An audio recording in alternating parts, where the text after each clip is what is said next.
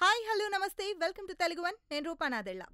ఒకవైపు Mahindra group chairman Anand Mahindra, ఇంకోవైపు ప్రభాస్ కల్కి 2898 ఏడీ టీం ఇండియాలోనే కాకుండా చైనా, అమెరికా, దక్షిణాఫ్రికా, ఆస్ట్రేలియా, బ్రిటన్, మలేషియా వంటి దేశాల్లో కార్ల తయారీలో అగ్రగామిగా ఉన్న రికార్డు మహీంద్రాది.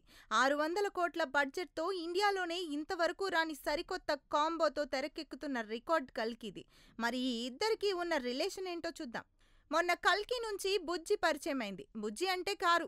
దాదాపు 6 టన్నుల బరువున్న బుజ్జిని తమిళనాడులోని కోయంబత్తూర్లో తయారు చేశారు. ముందు 2 టైర్లు, వెనుక 1 టైరు మాత్రమే ఉన్న బుజ్జి విలువ సుమారు 7 కోట్లు.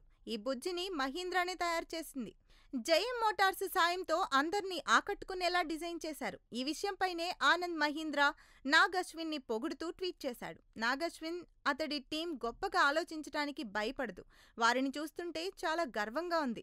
అధునాతన వాహనాలు తయారు చేయడంలో కల్కి బృందానికి చెన్నైలోని మహీంద్రా రీసెర్చ్ వ్యాలీ ఎంతగానో సహాయపడింది.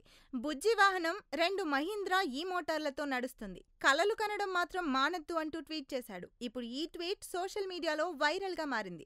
నాగ్ అశ్విన్ కూడా అసాధ్యం అనుకున్న మా కలల్ని నిజం చేశారంటూ రిప్లై ఇచ్చాడు.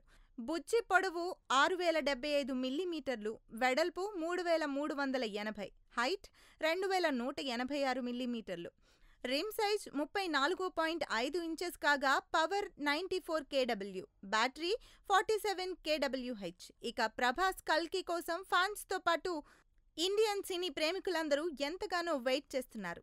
అది ఎంతలా అంటే మొన్న జరిగిన ఎలక్షన్స్ మేలో కాకుండా తర్వాత జరుపుకోవచ్చుగా అనేంతలా. ఎందుకంటే మే 9న కల్కి రిలీజ్ అవ్వాల్సింది. ప్రభాస్, అమితాబ్ బచ్చన్, కమల్ హాసన్, దీపికా పడుకునే, దిశా పాటనీ వంటి స్టార్స్ క్యాస్ట్ జూన్ 27న ప్రేక్షకులని మెస్మరైజ్ చేయనుంది, ఇన్క్లూడింగ్ బుజ్జి కూడా.